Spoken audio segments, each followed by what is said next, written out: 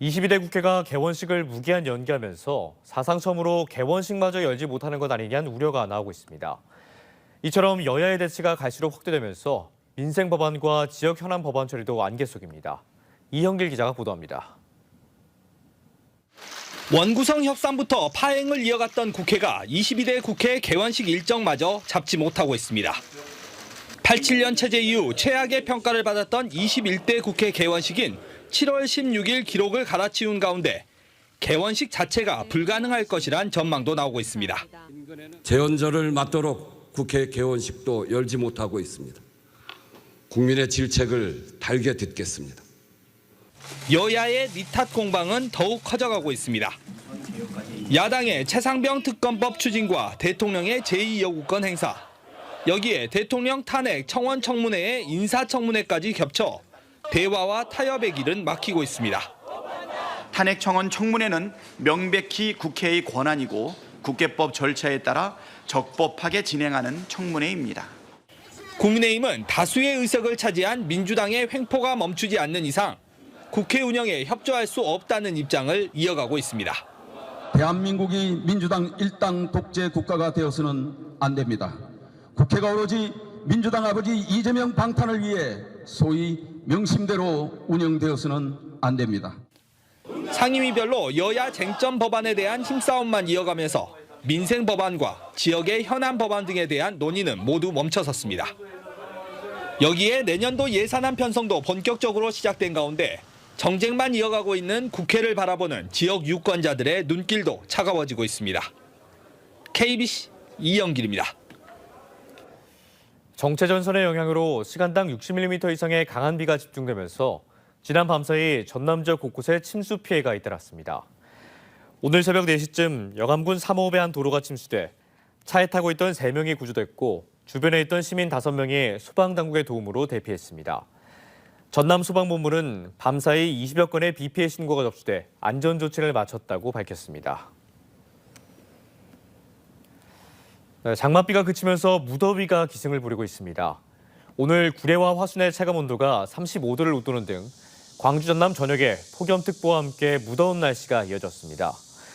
지난 밤사이 남해안을 중심으로 많은 비를 뿌렸던 비구름이 물러가면서 비는 오늘 저녁까지 전남 내륙을 중심으로 5에서 20mm가량 더 내린 뒤 그치겠습니다.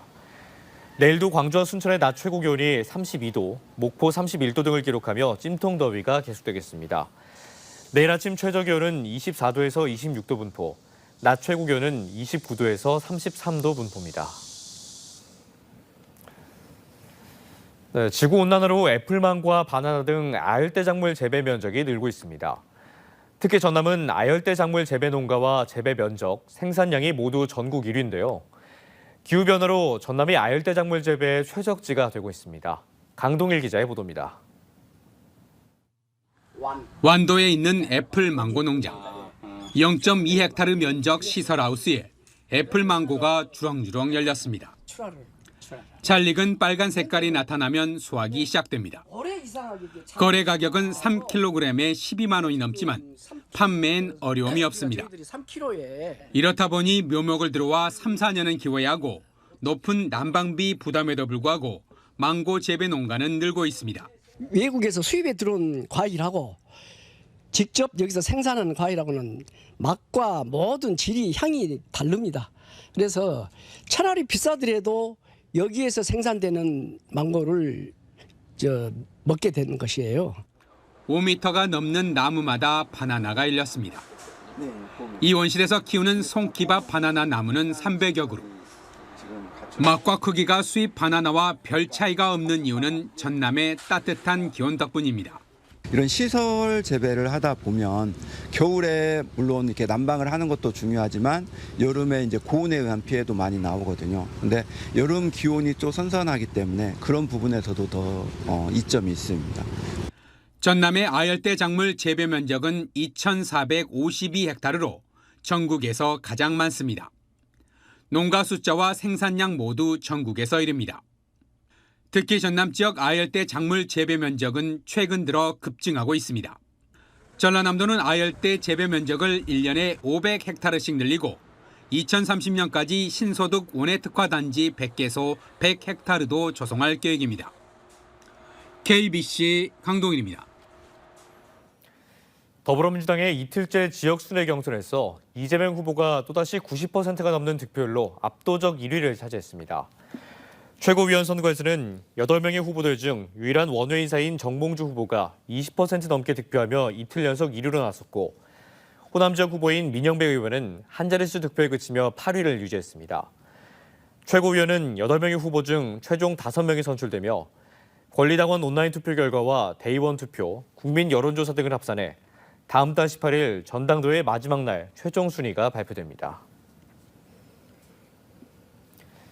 더불어민주당 광주광역시당 위원장 선거 후보 등록이 내일과 모레 이틀간 진행됩니다.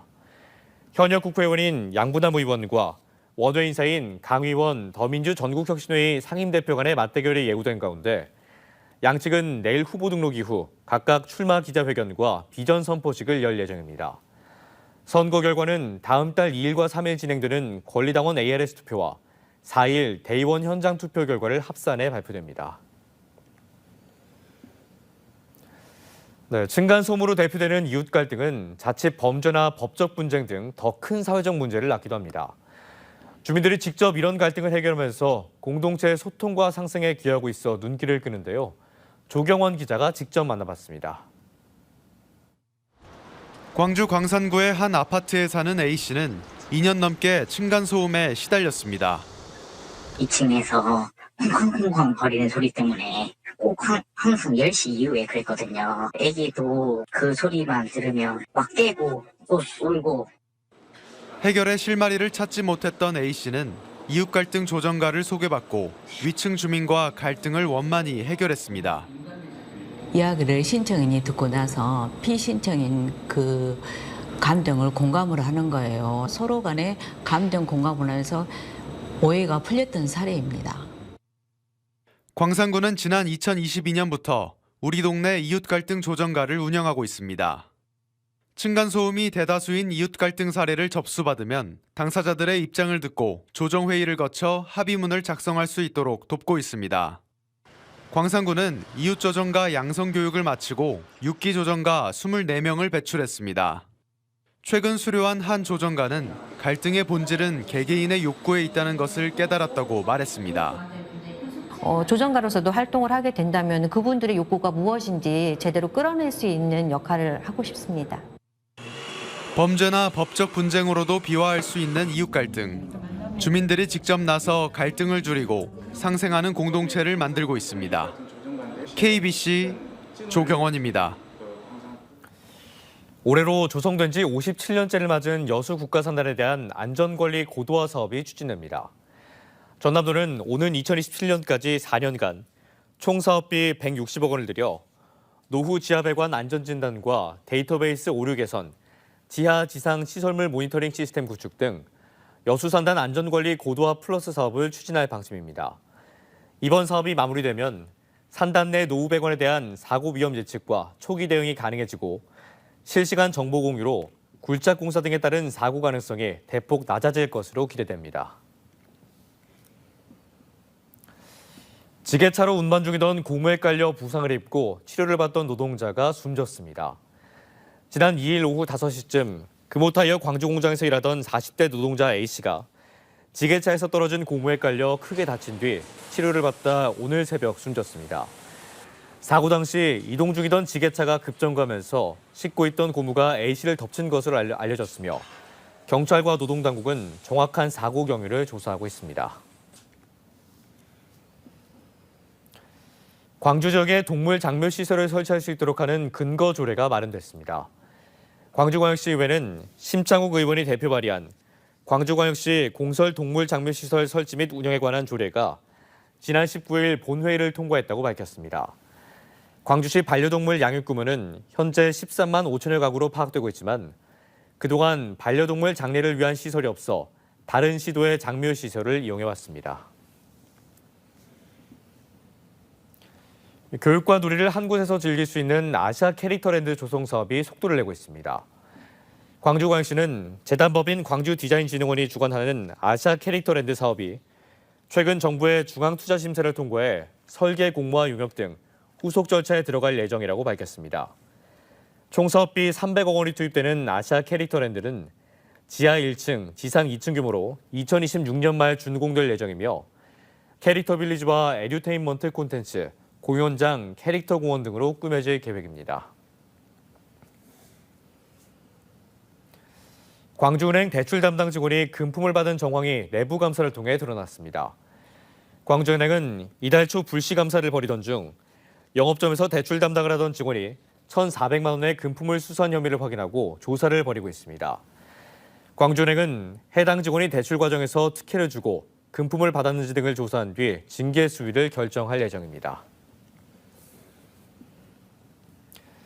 전남의 아이돌봄 서비스 수준이 전국적으로 우수한 것으로 나타났습니다.